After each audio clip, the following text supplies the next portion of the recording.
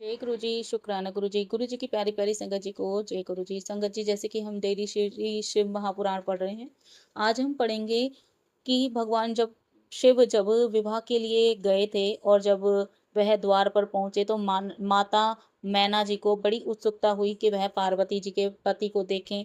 तब भगवान शिव उनको देखकर समझ गए कि अभी इनके ऊपर अहंकार हावी है।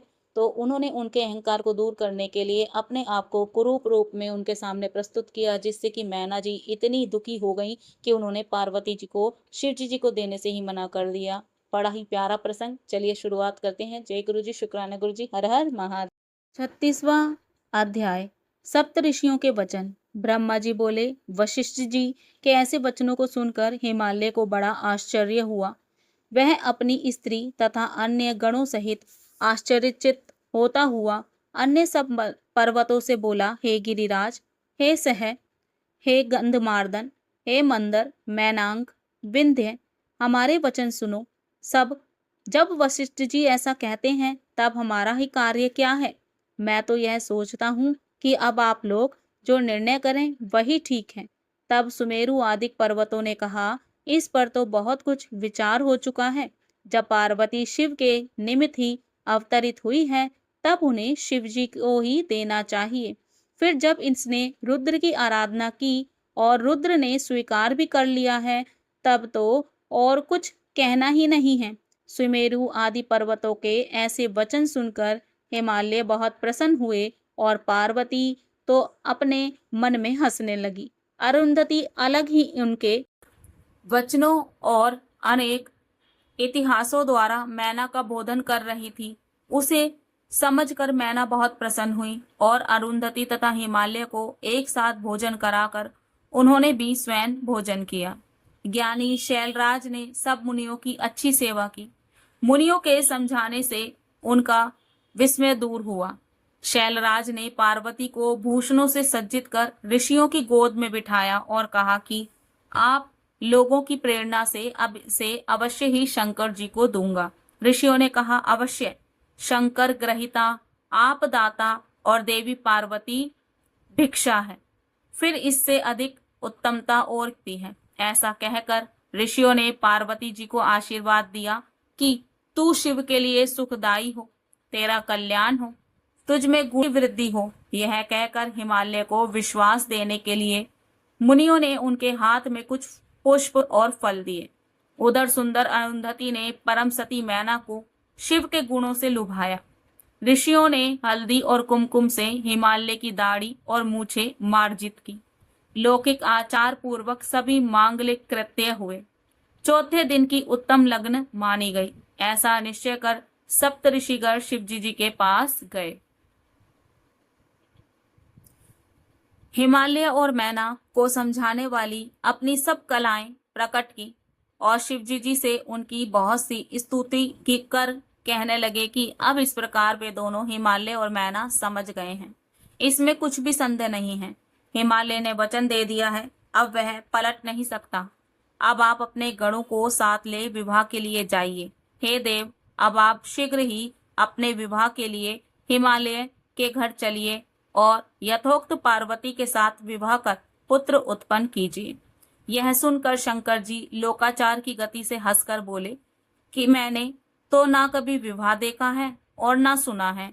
जैसे विधि आपने पहले की है वैसे ही विधि कीजिए। शिवजी जी के इस प्रकार कहने से ऋषिगण हंसने लगे। फिर बोले, अच्छा, तो अब आप सबसे पहले विष्णु जी को उनके समाज सहित यहाँ बुलाइए तथा ब्रह्मा जी और इंद्र को बुलाइए। समस्त ऋषियों, गंधर्वों, किन्नरों, सिद्धों, विद्याधरों और अप्सराओं के समाज तथा अन्यों को भी सादर सप्रेम आमंत्रित कीजिए। इन सब के आने से आपका कार्य सिद्ध होगा। शिव जी से ऐसा कहकर सप्त ऋषिगण अपने लोक को चले गए। इति श्री शिव महापुराण तृतीय पार्वती खंड का 36वां अध्याय समाप्त। जय गुरु जी, शुक्राना गुरु जी, हर हर महादेव। 37वां अध्याय। हिमालय के घर आमंत्रितों का आगमन और मांगलिक कृत्य आरंभ। नारद जी बोले, हे तात, सप्त ऋषियों के चले जाने पर हिमालय ने क्या किया वह सब कृपा कर मुझसे कहिए। ब्रह्मा जी बोले, हे मुनीश्वर, अब हिमालय ने अपने मेरु आदि भाइयों को आमंत्रित कर बुलाया तथा सब पुत्रों को बुलाकर हर्षित हो पुरोहित गर्ग जी द्वारा लग्न पत्रिका लिखवाई। फिर उसे स्वरजनों के साथ शिवजी जी के पास भेजा तथा उनके साथ अनेक प्रकार की सामग्रियां भी भेजी। उन्होंने कैलाश में जाकर शिवजी जी को तिलक किया और वह पत्रिका भी शिवजी जी को अर्पित कर दी। शिवजी जी ने भी उनका सम्मान किया। सब प्रसन्न हो शैलराज के पास आए।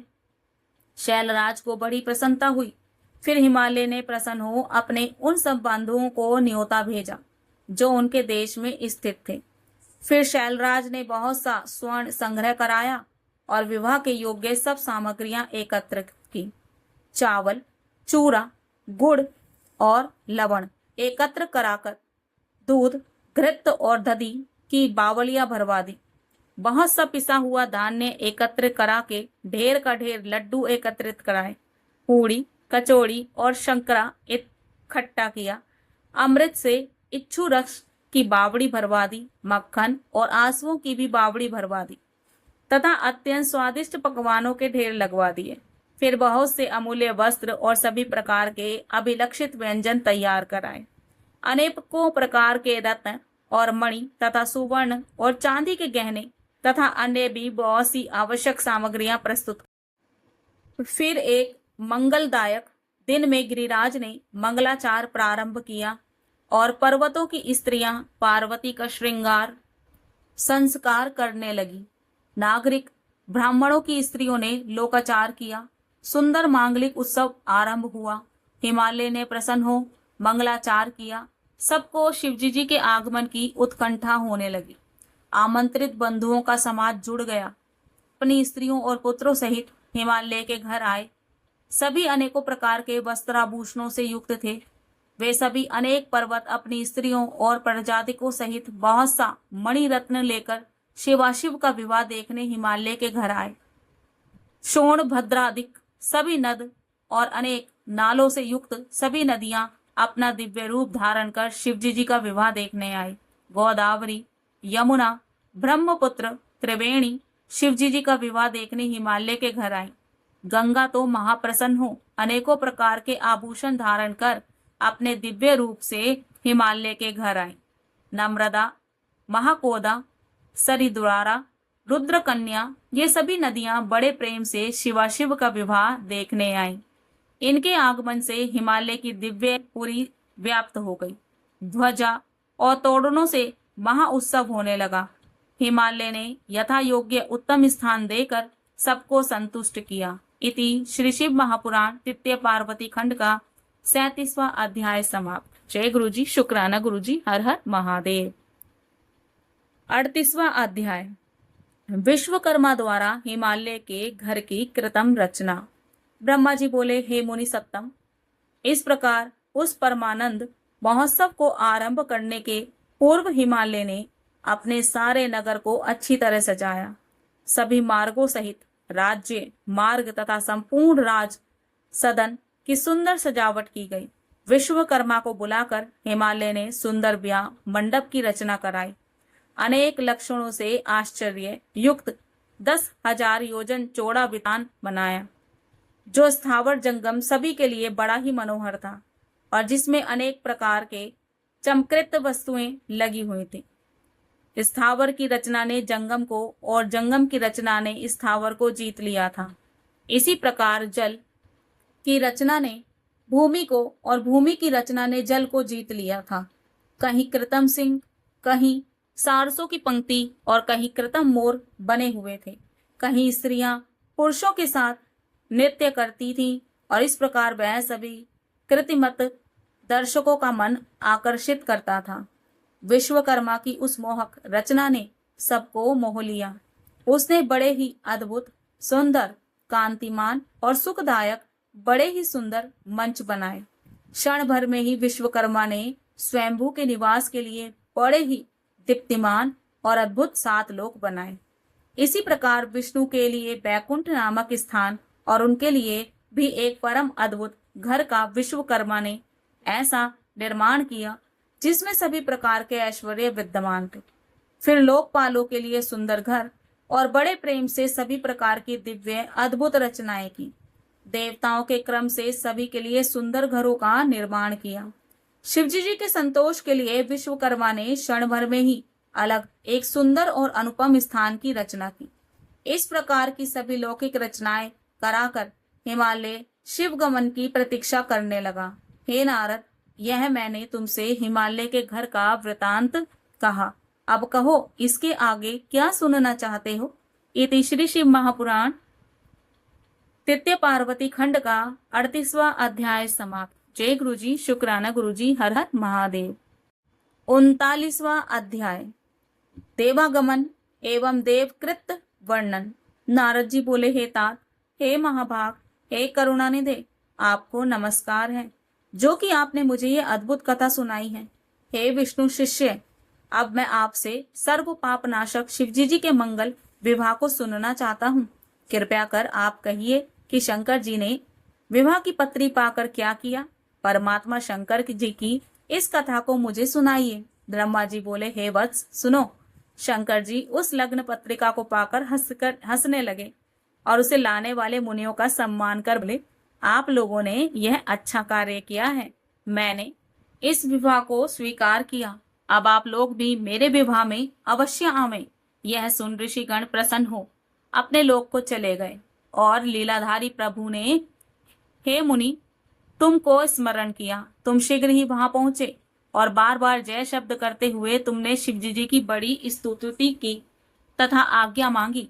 तब शंकर जी ने प्रसन्न हो तुमसे कहा कि हे मुनि श्रेष्ठ, तुम्हारी आज्ञा से जो देवी पार्वती ने महान तप किया था, उससे संतुष्ट होकर पतिवरण का मैंने उसे वर दे दिया है।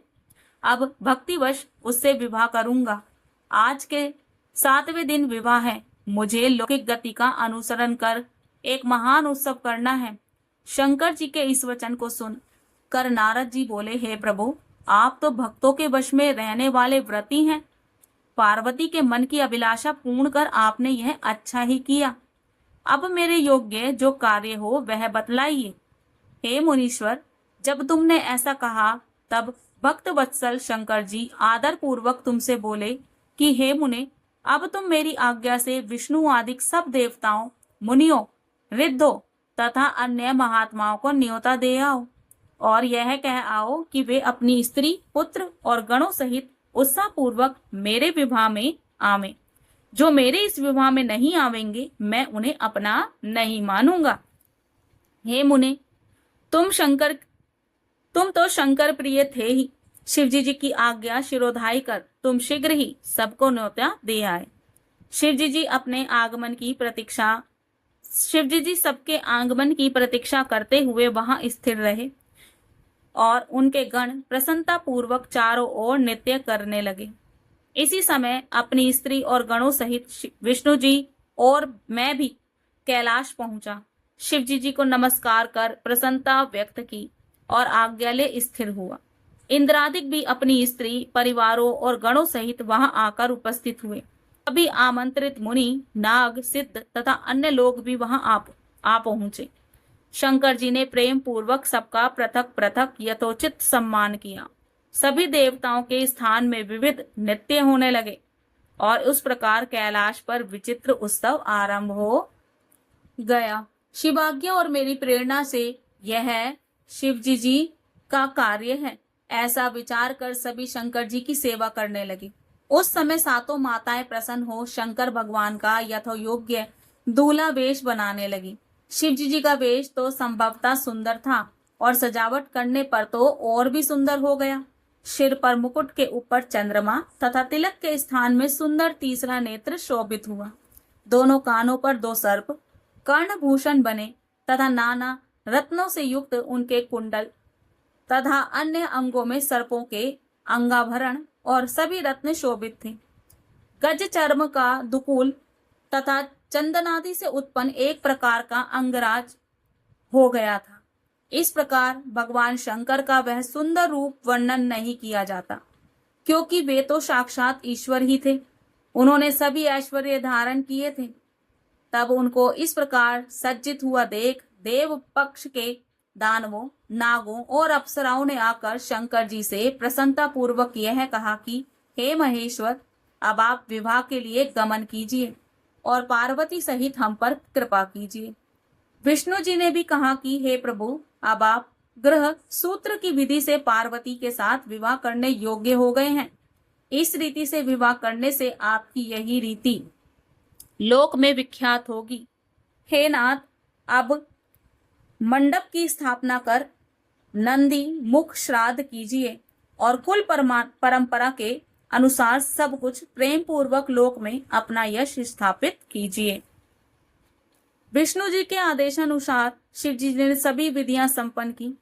मुनियों ने प्रेम पूर्वक सभी कृत्य कराए। कश्यप, अत्रि, वशिष्ठ, गौतम, बृहस्पति, कर्ण, जमदग्नि, पराशर, मार्कंडेय, शिलापक, अरुणपाल, अकृत ब्रह्म, अगस्त्य, स्वर्ण, गर्ग, शिलाप, दधीचि, उपमन्यु, भारद्वाज, अकृत प्रण, पिपलाद, कुशिक, कौत्स और शिष्यों सहित व्यास जी तथा मुझसे प्रेरित और भी मुनियों ने शिवजी जी के समीप जाप कर विधि पूर्वक सब कार्य कराया। सभी ने कौतुक कर शंकर जी की रक्षा की। ऋक, यजु और सामवेद ने के सूक्तों तथा और भी अनेक स्रोतों से अनेकों प्रकार से मांगलिक कृत्य किए। विघ्नों को शांति के लिए मैंने और विष्णु जी तथा शिवजी जी ने भी ग्रहों द्वारा मंडलस्थ देवताओं की पूजा की। इस प्रकार के लौकिक वैदिक कृत्य कर शिवजी जी ने संतुष्ट हो सब ब्राह्मणों को प्रणाम किया और सब ब्राह्मणों तथा देवताओं को आगे कर प्रेम पूर्वक कैलाश से यात्रा की। गाने बजाने का महान उत्सव हुआ। इति श्री शिव महापुराण तृतीय पार्वती खंड का 39वां अध्याय समाप्त। जय गुरु जी, शुक्राना गुरु जी, हर हर महादेव। 40वां अध्याय, बारात की तैयारी। ब्रह्मा जी बोले, अब शिव जी ने अपने नंदी आदि सभी गण को बुलाकर प्रसन्नता पूर्वक अपने साथ चलने की आज्ञा दी। सभी गणराज अपनी अपनी सेना लेकर चलने लगे। सभी प्रधान गणों ने अपने साथ असंख्य असंख्य और करोड़ करोड़ गणों को साथ ले विविध रूपों से शंकर जी के विवाह में प्रस्थान किए। सभी गणराज सहस्त्रों हाथ वाले, जटा मुकुटधारी, मस्तक पर चंद्र रेखाधारी, नीलकंठ और त्रिनेत्र थे। सभी रुद्राक्ष धारण किए तथा सद भस्म को धारण करने वाले हार, कुंडल, केयूर और मुकुट आदि से अलंकृत थे। विष्णु, इंद्र और मुझ ब्रह्मा के गण अलग ही कांतिमान और अणिमादिक गुणों से युक्त थे। कोई भूमि पर चलने वाले, कोई आकाश में उड़ने वाले और कोई पाताल में विचरण करने वाले तथा कोई सातों स्वर्ग में चलने वाले थे। अधिक क्या कहें, सभी लोक में रहने वाले गण शंकर जी के विवाहोत्सव में सम्मिलित हुए।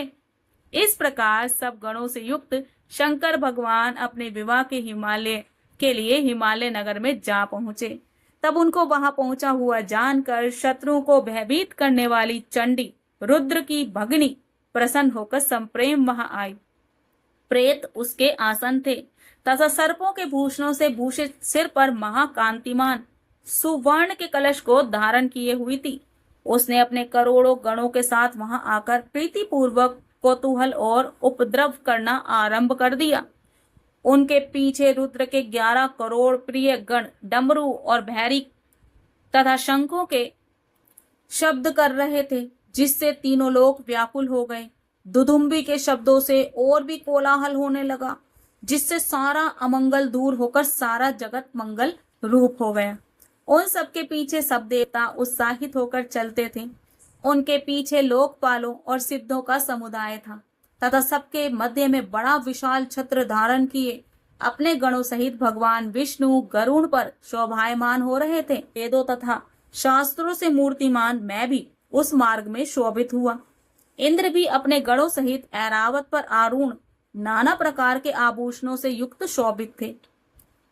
उत्कंठा युक्त संपूर्ण ऋषि भी शिवजी जी के विवाह में जाते हुए शोभित हो रहे थे। इस प्रकार अनेकों भूतों, प्रेत, पैताल, ब्रह्म राक्षस, यातुधान और शांकनी, ब्रह्मथादि, तंबुरु सहित नारद जी, हाहा हूहू नामक श्रेष्ठ गंधर्व और सभी किन्नरगण बड़ी प्रसन्नता से अनेक प्रकार के बाजे बजाते हुए चल रहे थे। संपूर्ण जगत की माताएं और देवताओं की कन्याएं गायत्री, सावित्री तथा लक्ष्मी और संपूर्ण देवताओं की स्त्रियां शिवजी जी के विवाह में प्रसन्नता पूर्वक चली। इसके साथ शुद्ध स्फटिक मणि के समान उज्जवल अत्यंत सुंदर बैल पर आरूढ़ भगवान शंकर मार्ग में चलते हुए परम शोभा को प्राप्त हो रहे थे। हे नारद, यह मैंने शिवजी जी की वर यात्रा कही। अब हिमालय के घर के सुंदर वृतांत को सुनो। इति श्री शिव महापुराण तृतीय पार्वती खंड का 40वां अध्याय समाप्त। जय गुरु जी शिव जी, जय गुरु जी शुक्राना गुरु जी, हर हर महादेव। शिव जी बिहाने चले पाल की सजाए के। जय गुरु जी शुक्राना गुरु जी, हर हर महादेव। 41वां अध्याय, नारद जी द्वारा हिमालय का निरीक्षण। ब्रह्मा जी बोले, हे नारद, तब परस्पर विचार कर शिव जी से आज्ञा ले विष्णु ने तुमको हिमालय के पास भेजा। तुम हिमालय के घर गए। वहां जाकर तुमने विश्वकर्मा द्वारा रचित अपनी वह कृत्रिम मूर्ति देखी जो उसने अपने द्वार पर बनवा रखी थी। उसे देखकर तुम बड़े आश्चर्यित हुए। फिर तुमने हिमालय के बनाए हुए सभी सुवर्ण के कलश, रंभा के स्तंभों से शोभित वह मंडप देखा जिसमें रत्न में हजारों कंदली के खंभे खड़े थे और अत्यंत अद्भुत वेदिका बनी थी। और सब देखते हुए तुम हिमालय से मिले और पूछा कि क्या बारात सहित शिवजी जी अभी नहीं आए। हिमालय ने कहा, अभी कोई समाचार नहीं है, परंतु आशा है कि सर्वज्ञ प्रभु आते ही होंगे। आइए तब तक चलकर आप भोजनादि से निवृत्त होइए। हे नारद, तब तुमने जाकर हिमालय के साथ भोजन किया और पुनः उसके मेरु आदि पुत्रों को साथ ले उसकी आज्ञा से शिवागमन का मार्ग देखने आए। तब तक इधर से समस्त देवताओं के उस वृहद समूह एवं बारात सहित शिवजी जी तुमसे मार्ग में मिले। सब देवताओं और शिवजी जी ने भी तुमसे हिमालय के घर की रचना और उनके मन का भाव पूछा। तुमने कहा सब ठीक है। हिमालय आपके लिए अपनी कन्या पार्वती को देने के लिए बड़ी रचना एवं बनाव के साथ उत्सुक बैठा आपकी प्रतीक्षा कर रहा है। यह सुन शंकर जी सहित सब देवता प्रसन्न हो हिमालय के नगर निकट जा पहुंचे। इति श्री शिव महापुराण तृतीय पार्वती खंड का 41वां अध्याय समाप्त। जय गुरु जी शुक्राना गुरु जी, हर हर महादेव। 42वां अध्याय। ब्रह्मा जी बोले, जब यह समाचार गिरजा को मिला कि बारात नगर के निकट आ गई है तो वह बड़ी हर्षित हो ब्राह्मणों को अग्रणी बनाकर सब पर्वतों को आगवानी के लिए भेज दिया तथा हिमालय स्वयं भी अपने को बड़ा भाग्यशाली समझ आगे आया। देवसेना के दर्शन कर उसके हर्ष का अंत न रहा। देव समाज और पर्वत समाज ने एक दूसरे का दर्शन कर बड़ा सुख माना, मानो सुख पूर्वक पूरब और पश्चिम के दो समुद्र मिल गए हों। देवताओं तथा पर्वतों ने परस्पर मिलकर अपने को कृत्य माना। तदंतर शिवजी जी को देखकर हिमालय ने प्रणाम किया और समस्त पर्वतों तथा ब्राह्मणों ने सदाशिव को प्रणाम किया। उस समय बैल पर बैठे हुए शिवजी जी का मुख प्रसन्न था तथा वे अनेक दिव्य आभूषणों से युक्त परम दैदीप्यमान हो रहे थे। उनके शरीर पर अत्यंत बारीक सुंदर रेशमी वस्त्र बड़ा शोभित हो रहा था। सिर पर रत्न जड़ित मुकुट था, श्वेत कांति थी और वे मंद मंद मुस्कुरा रहे थे। भूषणों के स्थान में वे सर्पों के भूषण पहने थे जिससे उनके अंगों की अद्भुत कांति और दिव्य प्रभा हो रही थी। लोकपाल हाथों में चमर लिए उनकी सेवा कर रहे थे। उनके बाएं भाग में मैं, दाहिने विष्णु, पीछे इंद्र और इधर उधर सब देवतागण विराजमान थे। ये सभी वरदानी शंकर की स्तुति कर रहे थे। इसी समय गरुड़ पर बैठे विष्णु जी की और हंस पर बैठे मुझको देखकर हिमालय ने आदर पूर्वक प्रणाम किया और शिवजी जी के इधर उधर तथा पीछे वाले सब देवताओं को प्रणाम किया। फिर शिवाज्ञा से हिमालय सबके आगे आगे होकर अपने नगर को चला और पीछे शेष देवगण शिवजी जी को साथ ले चले। सभी हिमालय के नगर को देखकर उनकी प्रशंसा करते हुए वहां गए जहां शिखर पर सबके ठहरने का सजा हुआ स्थान बना था। वहां पर भी हिमाचल ने उत्सुकता पूर्वक वर का स्वागत किया और समस्त देवता मुनि तथा गण अपने अपने सुंदर श्रृंगार कर शिवजी जी के साथ हिमालय के घर चले। उस समय मैना ने शिव जी को देखने की इच्छा प्रकट की। हे मुने, तब तुम बुलाए गए और तुमने मन ही मन शिव जी को प्रणाम कर उनकी अभिलाषाओं को पूर्ण करने की इच्छा से वहां गए। वहां आश्चर्यचकित हो मैना ने तुमसे मदहारी शंकर के रूप को देखने की इच्छा प्रकट की। इति श्री शिव महापुराण तृतीय पार्वती खंड का 42वां अध्याय समाप्त। जय गुरु जी, शुक्राना गुरु जी, हर हर महादेव।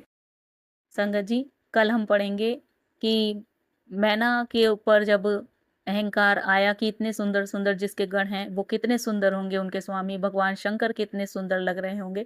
भगवान शंकर ने उनकी अहंकार पूर्ण भरी वो बातें समझ ली तो उन्होंने अपना ऐसा रूप दिखाया कि जिसको देखकर वो इतनी भ्रमित हो गई, डर गई थी, जिससे उन्होंने अपनी पुत्री माता पार्वती का विवाह करना ही स्थगित कर दिया था भगवान शंकर से। और बाद में जब भगवान शंकर ने उनको उनके मस्तिष्क पर चढ़ी हुई अपनी माया हटाई तो उनके बाद ही उनका विवाह हुआ। जय गुरु जी, शुक्राना गुरु जी, हर हर महादेव।